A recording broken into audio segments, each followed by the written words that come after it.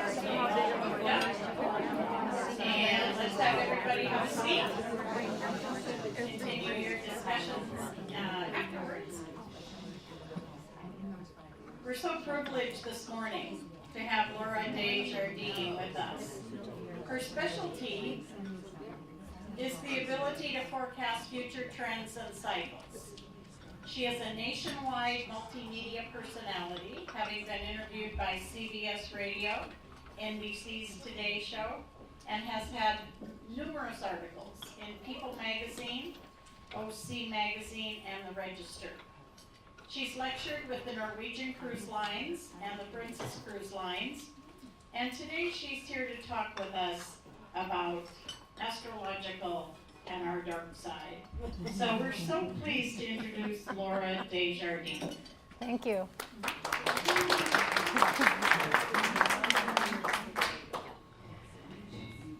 I want to thank Diana for finally getting me here. That was a big deal. Those who know me, Lisa knows me, that I never get sick, and I got sick the day of, and it was pretty serious, and it took me 2 months to completely recover, but I'm here exactly when you need me. So that worked out. I'm assuming that everyone here knows a little bit about astrology, and I know Lisa knows quite a bit. But can you raise your hands and kind of let me know where you're at? If you know your sun sign, rising sign, moon sign, quite a few of you do. Okay, good. Well, today's talk, the way I got started in this particular area was I had attended the Conscious Life Expo, met Deborah Ford, and Deborah Ford, did you meet her also? Amazing. But she talked about the shadow, and I thought, wow, she was so beautiful just to look at visually. And then to see her really inspired by what she was talking about was very powerful. Then I saw her on Oprah Winfrey one day, and she had a major health crisis. And then she died a matter of months later. And I thought, wow, this work needs to go on in some way. And so it really touched me, but I looked at her story, and her story was when she was around 29, which would have been when Saturn came back to where it was when she was born. So her Saturn return was when she became conscious of the negative patterning that she did. The negative patterning was she was a drug addict and sex addict and all the negative things that were taking her down. And she had an awakening that this was it. Either she changed her path and move forward, or that would be it. Well, she made the decision she would change, and she did, and turned whatever experiences she already had and went towards the light, gathering this energy and helping other people to find balance within their own light by looking at their own shadow, something she had great difficulty doing. Now, recently, most of you probably are aware what's going on in the news, how many accusations are out there about impropriety as far as the first and second chakra, I'll put it that way, sex and money. So those issues are predominating the news right now, which means that these shadow issues are coming out, and some of them are recent. Like the other day, the minister who went into the motel room where these two preteens were and abused one of them. Now, that's definitely his shadow coming out. The issue is we can deal with some of these shadow issues if we look at it in the face, if we actually look at it. So we need to become like the moon. The moon has no light of its own. What it does is reflect back any light that comes to it from the sun.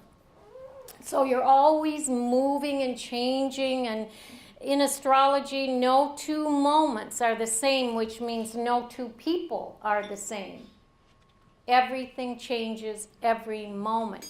Twins are not the same. They have a different moment in time, even though they're born in the same location. They have a different moment that they're born under. So they actually have a different chart. Astrology can get very complicated. I've been doing it now 45 years. I tell everybody 30 plus. You're safe here. Yeah.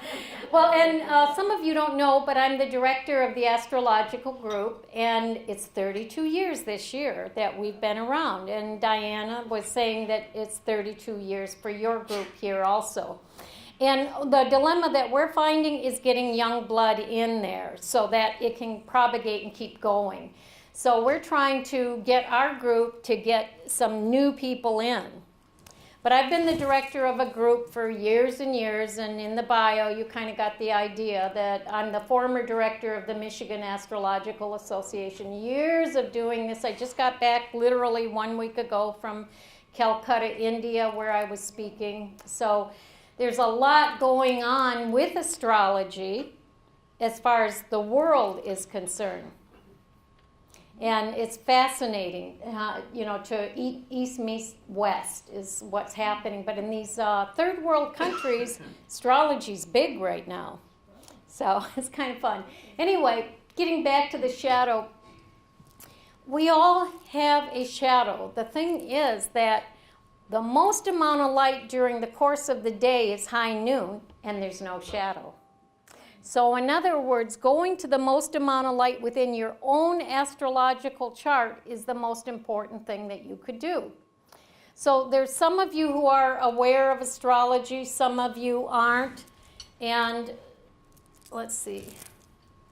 So what is the shadow? It's that unowned part of ourself, the part that we don't want anyone to see, the part we're ashamed of, the part that it's like having a backpack on, and we have to unpack that and take it out at the right moment to really look at it. But we all have this dark side. It creates balance within us. Whenever I see someone who is, and too pious, then I know they have a giant shadow.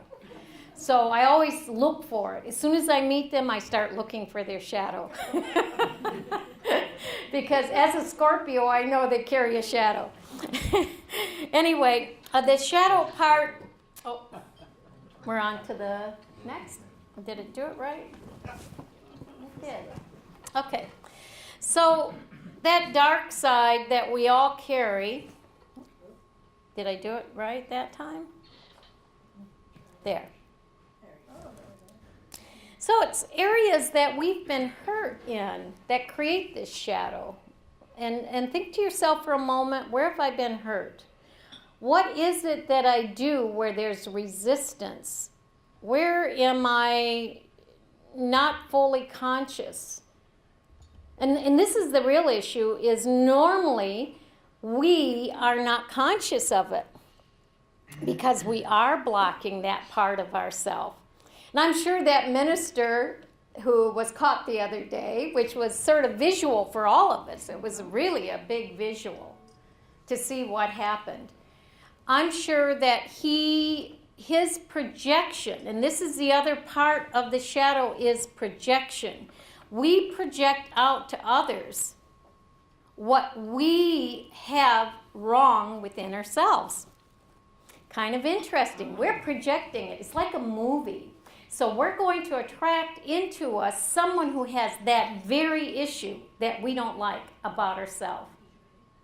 And or it's an unowned part of ourselves where we don't want to really own it, that in fact these are issues. Now, as astrologers, we're always looking at these issues. Why? Because we have an astrological chart. We're able to see it. It's like being a therapist. We're able to really work with that energy and see it constructively. That doesn't mean we're all aware, but we have a tool.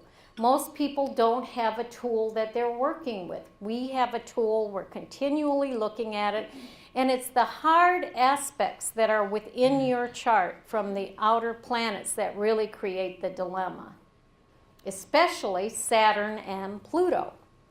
Those are the two big planets. So, trying to bring balance back into your life is the key.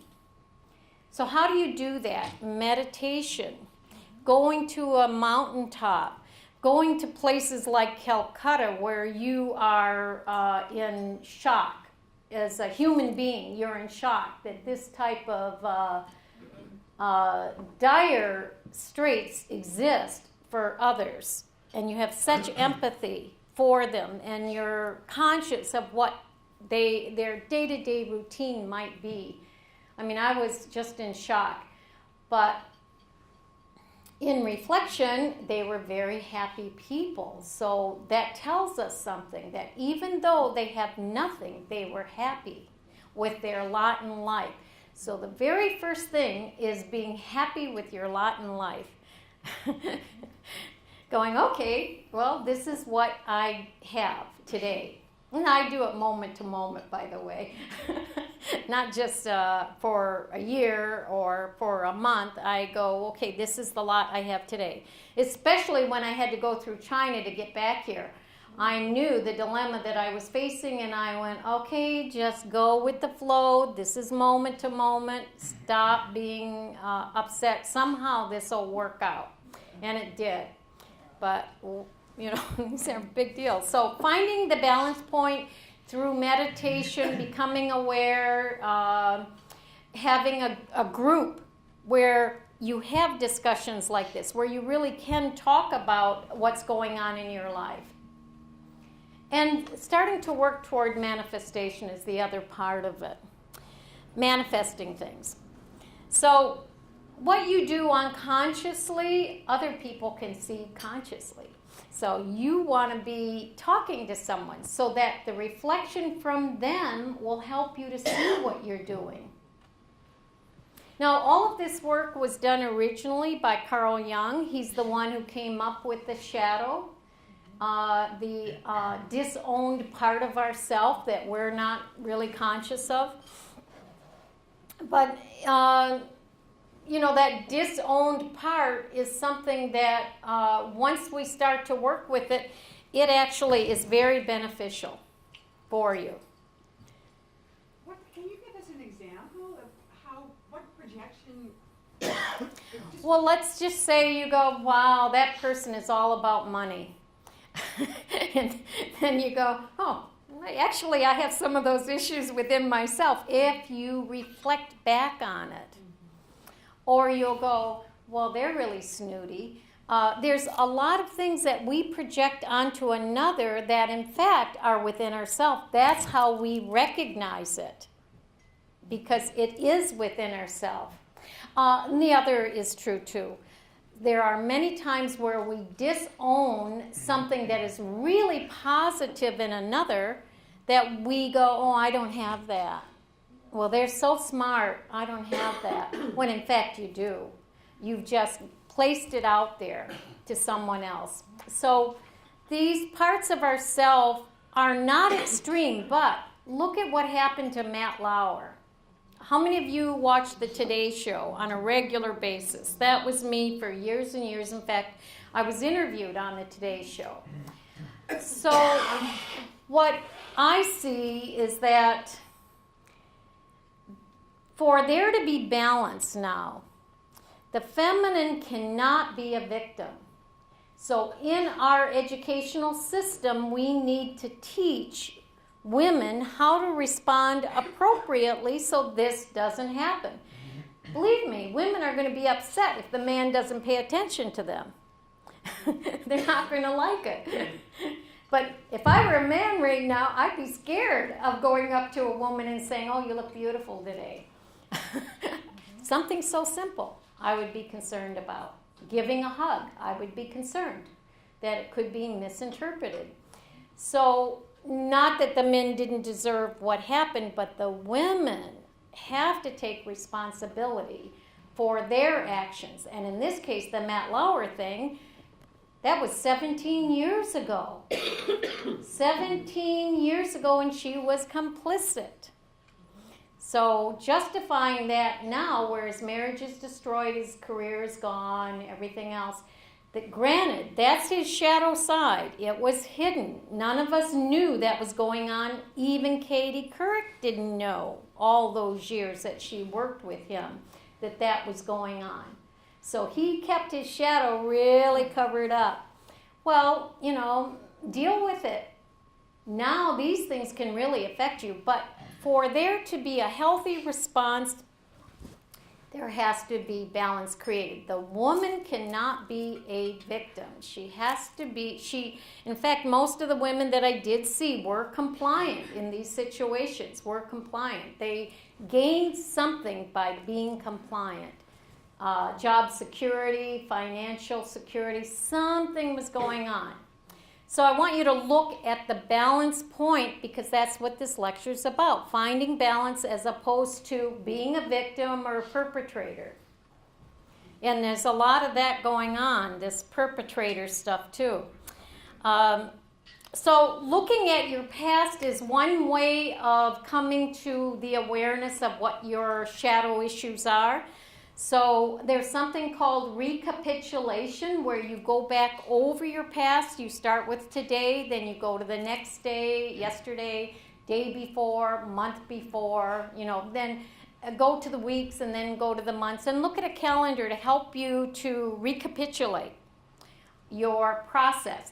That'll help you to go, oh, there's an underlying trend here where there are things that have happened repeatedly where you react immediately as soon as that is brought to your attention. So look at the things in your own personal life that you react to. If you feel you're not getting the respect that you deserve, then the balance point would be to continually give respect to another. Do you see how it works? That would be the reflection and balance point. Respect the others, and then it'll come back to you. It could be that you feel like you have been abandoned. And those are real issues, if you feel abandoned by someone or something. Those are really important that you, and many times it's very physical things, like if the father abandoned. That's a Saturn-Neptune aspect. That in a chart means that the father probably did abandon. And then there are very physical ways that that manifests. Tooth decay is one of the ways. Bone structure and deterioration has to do with Neptune. So if I saw Saturn-Neptune, I know the person might be having tooth decay, might be having abandonment issues. Their parent years ago may have abandoned them in some way. Doesn't have to be a complete abandonment, but when it comes to major dental, then it is. Then it is. That's when I know, oh, there were abandonment issues. Okay, then, when you work with the shadow, one of the best ways to do it is to just pretend you do have luggage. And you want to take it out, because I just went through customs over and over and over again, and I just thought, oh my God, how many more times do I have to do this? Show everything. So that was a good way of looking at this, is that when you get into customs, they're going to ask you to open up that luggage. And, you know, you don't want stinky poo stuff in there. But a lot of us do have that on the flight back. So look at what's in that luggage. Look at what it is that you feel that you have hidden from yourself sometimes, not all the time. A lot of times, like I'm sure the minister who got caught the other day, he did know that that was part of who he was. But his projection was different. Everyone else, I mean, who would have guessed a minister would have been the one to do that? But that's the more likely person. Why? Because they are projecting out someone or something that they want to be, not who they actually are. So opening up your luggage, looking at it, looking at your old behavioral patterns over your lifetime. Look back and go, okay, this is an underlying theme. Now I'll look at charts and I'll see a Saturn-Mercury aspect, and I know that the person has had difficulty with communicating. They don't feel like they're empowered. And their relationship many times with the stronger parent, usually the father, they've had difficulty where they feel repressed. So let's say you had a Saturn-Mercury in your chart and you really do feel repressed. Is there anybody here who knows their chart? No? Okay. Well, Lisa. No, I was going to ask a question. We're talking about shadow part. Let's take a look at our government. Let's take a look at what's going on. Where's our shadow here in the U.S.? Well, that we don't want to get into too much because it becomes too political. And even in the scan group that I'm the director of, we have to be real careful on that one because 50-50 in the U.S. What was the question? She asked about talking about how the shadow works when it comes to our government. And it's such a... Just the United States. Let's not even do government. Yeah, no, but that's specifically what I'm talking about is the United States. And that's where the issue is. In the scan group, which I'm the director of, if I say anything, half of those people are going to be thinking something completely different than they see it differently than I do. Half of them. And they within the group are very strong. But yes, well, if you looked at the news this morning, you get an idea because it directly affects this shadow issue. So, but if I were to talk about that here, it might be too controversial because half of you will think differently and see that situation that happened this morning differently than I do. So, nobody looked at the news. So the prostitute was, the attorney for that prostitute said that Donald Trump did give her $130,000. Not for the prostitute, for Donald Trump. He was Donald Trump's attorney. So in 2006. So that's why it's too controversial for a lecture like this. I don't really want to go into that. Yeah, so you understand. Anyway, when you're looking at an astrological chart, you're like a therapist. You're looking at these aspects, and I've really geared my readings now more to look at the shadow, to confront that with the person so that they can get a healing and move on. And each time I do it, I'm working on my own stuff. So, whenever, like, if you give a massage, you're actually starting to heal that area within your own body that is hurting you. I don't know if you've ever worked by reflex action. So same thing with astrology. So the 12th house is a past life section of our chart. So the ruler of the 12th house, we look at that to see what are the hard aspects to that planet, because then it tells us some of what we came into this incarnation with and what we have to work on. So you're able to see a lot of that. Then the other two big planets are both Saturn and Pluto. Now what I work with is a 90-degree dial, and that allows me to go into specific time frames that events have occurred within your own life starting from birth and moving it forward. I don't take it too far into the future because when I first got into it, I saw so far into the future and I thought, I was afraid. I was in fear. So I promise that when it comes to a client, I won't ever do that, go too far into the future. Because people will go, well, when am I going to die? That's not for me to come up with. I don't want to even go there. So I tell people that's God's work, not mine. Anyway, Charles Ponzi, fascinating person because he was making $250,000 a day at that time. It'd be millions now, But at that time in the 20s, that's what he was making by selling these bonds that had no backing whatsoever. So he's the one who started the Ponzi scheme. Now, when I got ready to do this lecture, I thought, I looked at it and I came up with 4 people that I would be interested in. Little did I know, all 4 of those people had the exact same aspect that I wanted to see. All 4 of them. The last one being Mother Teresa. Pardon me? No, Ponzi, yeah. Well, Ponzi was a very good-looking person and had a way about him where people trusted him. And that's the issue. The aspect is Mercury square to Pluto. Pluto rules other people's money. And or hidden sexual issues where you are hiding something. Now, a lot of us have those aspects within our own chart, but we've already worked through them. No real intention. No, it could be owned by a sibling as opposed to ourself. Mercury does rule brothers and sisters.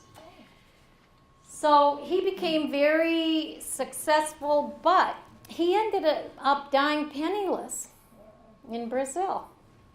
Who would have guessed? And there's an asteroid called Bilk, B-I-L-K. So he bilked people out of their funds.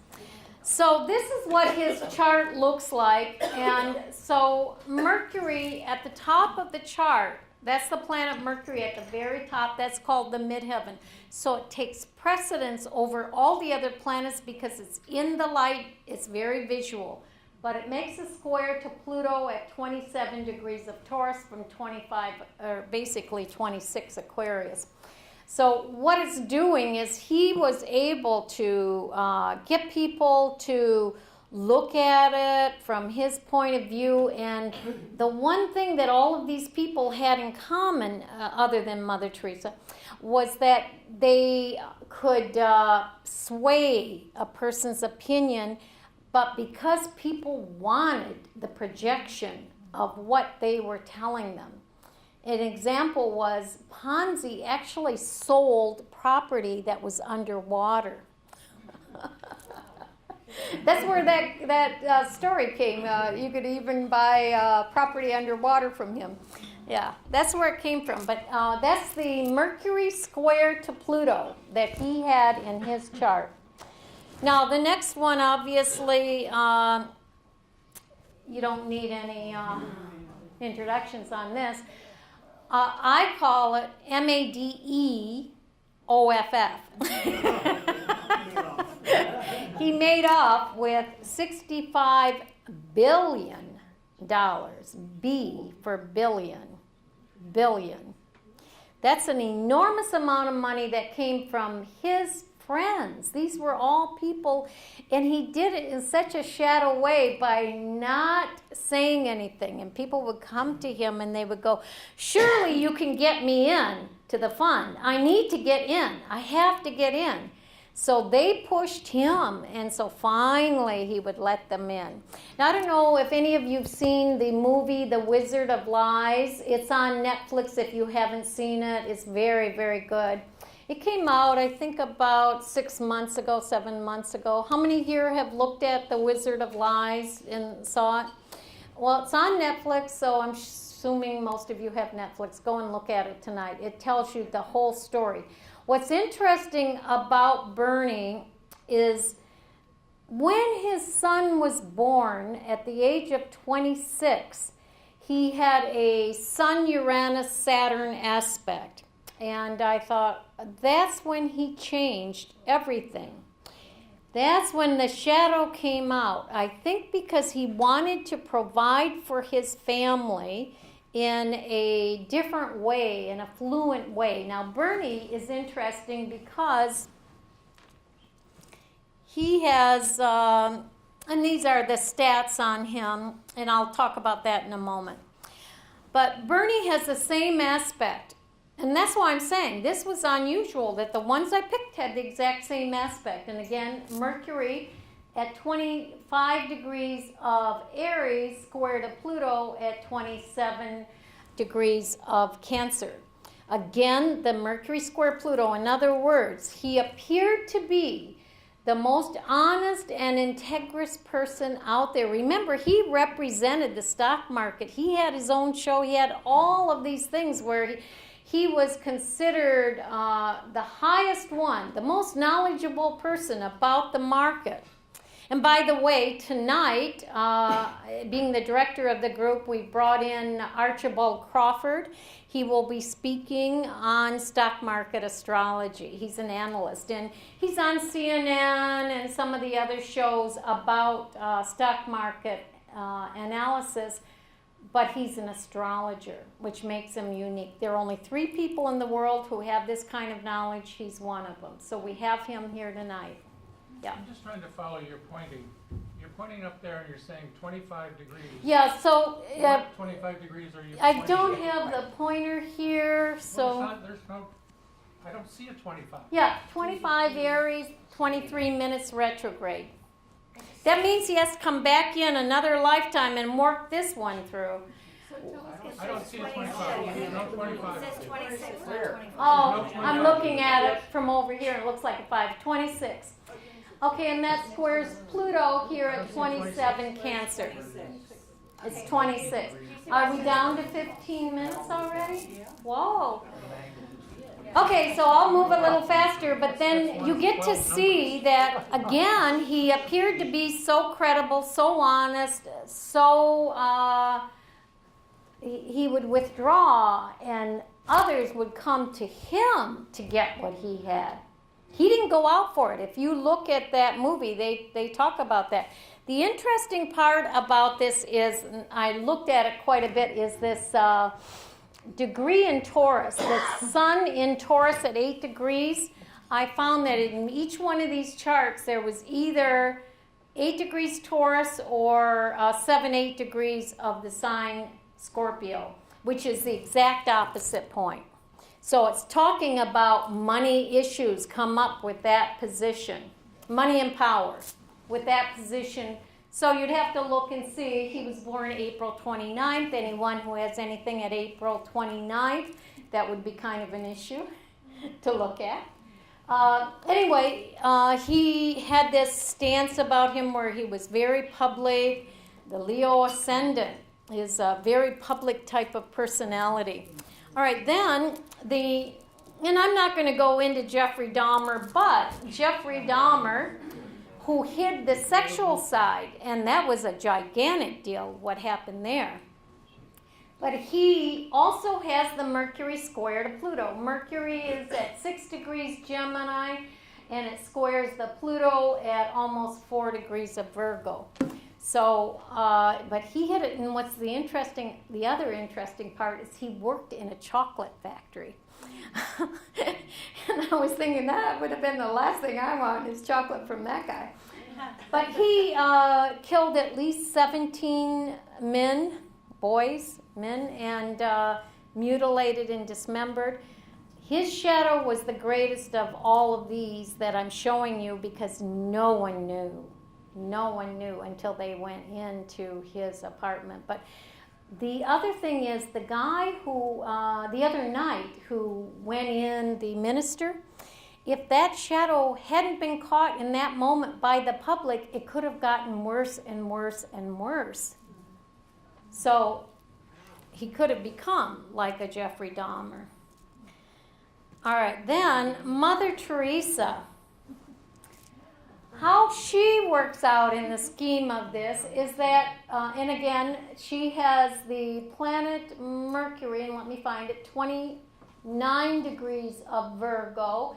It squares Pluto also at close to 28 degrees Gemini. So they all had the same aspect, but the way she used it is a little different. She used it to make people feel guilty that they weren't giving.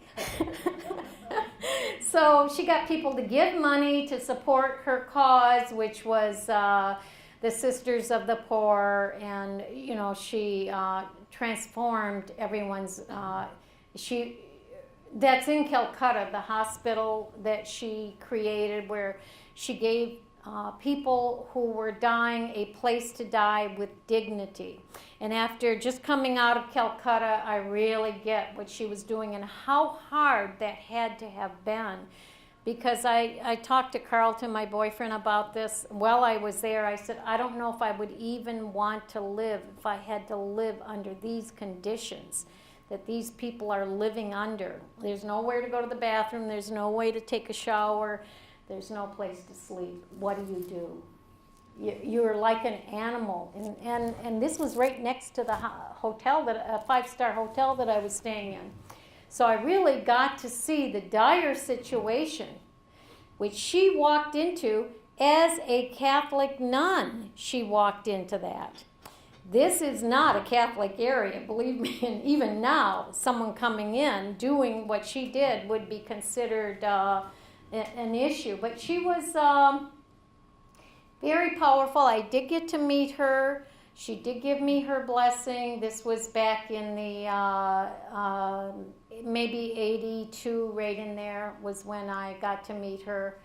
And she's now a saint.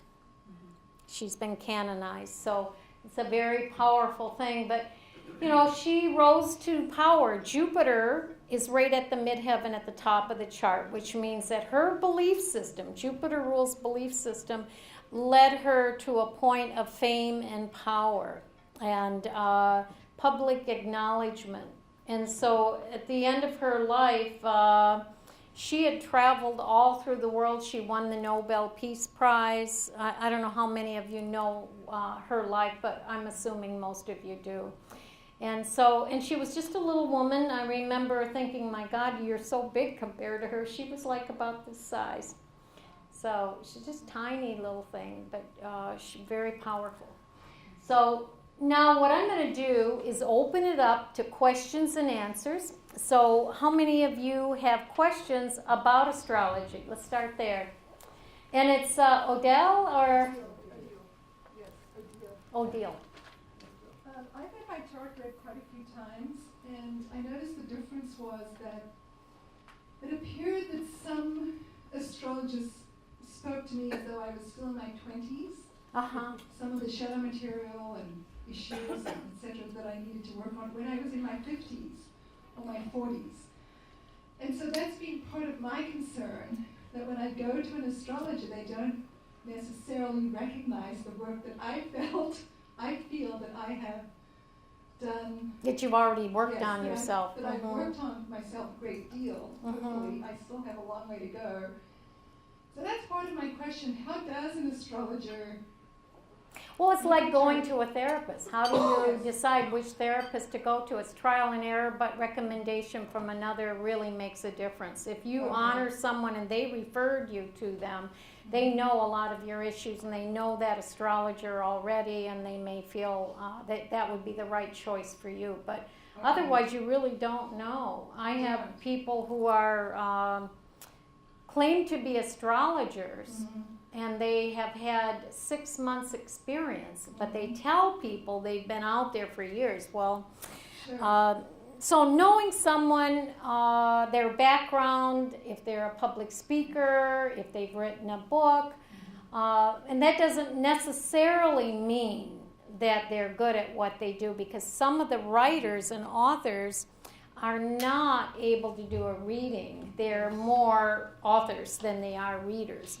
So even then you've got to look. And some of them charge a lot of money, and they're really not competent at giving you your path. So how much you pay isn't necessarily the issue either. But longevity would be one thing. How long is someone stuck with it? Is that their main profession? Is that how they make their living? Not their sideline, but their living. That tells you. So that would help. Okay.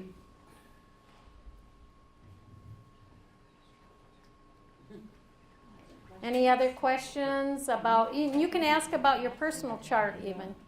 Yeah, is there any way in a short period of time that you can explain how it is to read that? Because when you were talking about it, I had no idea. Yeah.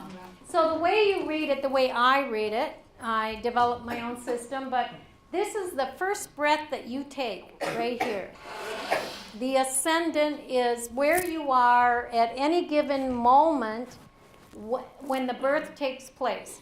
So this means that over Macedonia, in Skopje, Macedonia, the constellation of Sagittarius was rising. And so that first breath was taken in the constellation of Sagittarius, which deals with belief system. Jupiter, being the ruler, is at the very top of the chart in the sign of Libra. And she has the same Jupiter that I have, by the way, which is nice. I have Jupiter at 14 Libra. Hers is almost 14 Libra.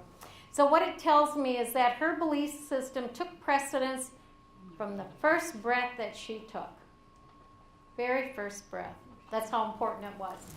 This is considered the first house, what you look like. Where is it that you live? How do you live? What are the things that are affecting you within your environment? Now, I have Saturn in the first house, which means that it's in the sign of Cancer. I came from a large family of 14 children. So I definitely had some karma there. My mother, too. And my Saturn is my mother's Saturn. I'm her at 29. She gave birth to me, but we have the same Saturn, 24 degrees Cancer. So in this chart, Uranus is in the sign of Capricorn in the first house, and it opposes Neptune, which means a whole spiritual belief system that's involved here. Meditating, praying, has a lot to do with that. More recently, there's been the Uranus-Saturn-Neptune conjunction when the Indigo children came in. And that was about 29 years ago now. Okay, then the third house has to do with siblings, communication, short-distance trips. So if you have a planet there, it takes precedence. And then third house, it has to do with that. Oh, the second has to do with your financial goals, what you own, what you have, what you want. I want are key words for the sign Taurus. But third house is siblings and relatives and travel and education, and writers have planets that are strong here. And then the fourth house has to do with your home, your family, your what nurtures you, the end of life. It deals with property. Has a lot to do with that. Fifth house, fifth sign, fifth house. So the fifth sign is Leo. And so the fifth house, underlying, always has Leo energy. So my sun sign, Scorpio, is in the fifth house. So I carry that fifth house energy, which means it allows me to be able to come up and speak in public without a problem. So, and Carlton has it also, so he's an entertainer in public. So that's the fifth house. It's energy that you can perform. But it also rules children and speculation, things that you speculate on, ball games or anything like that would be all fifth house. The sixth house is the house of health. So the sixth sign relates to the sixth house. The sixth sign is Virgo. Anal retentive was the word you were looking for. I kept thinking, should I say it?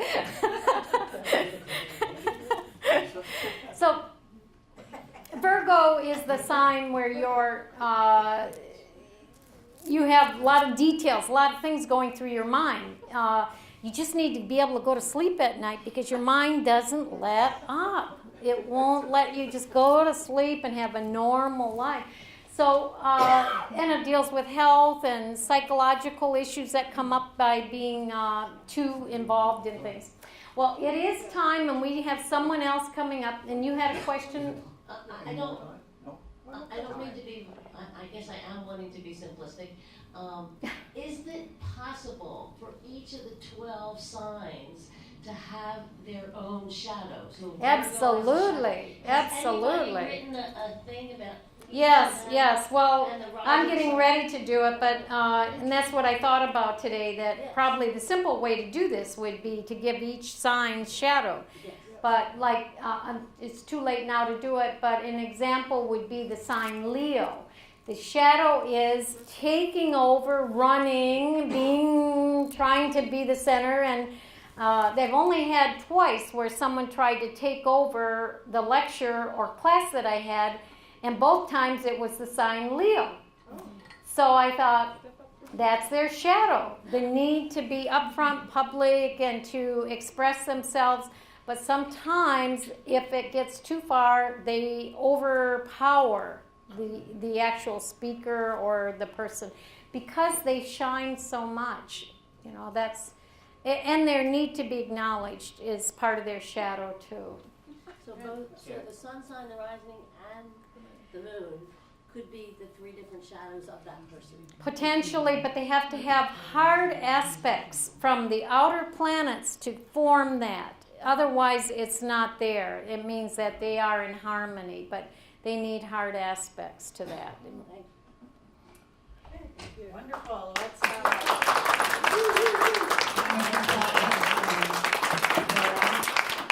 is one smart woman. You just want to pick her brain and pick her brain. Thank you. Thank you. Thank you. So we have our musician this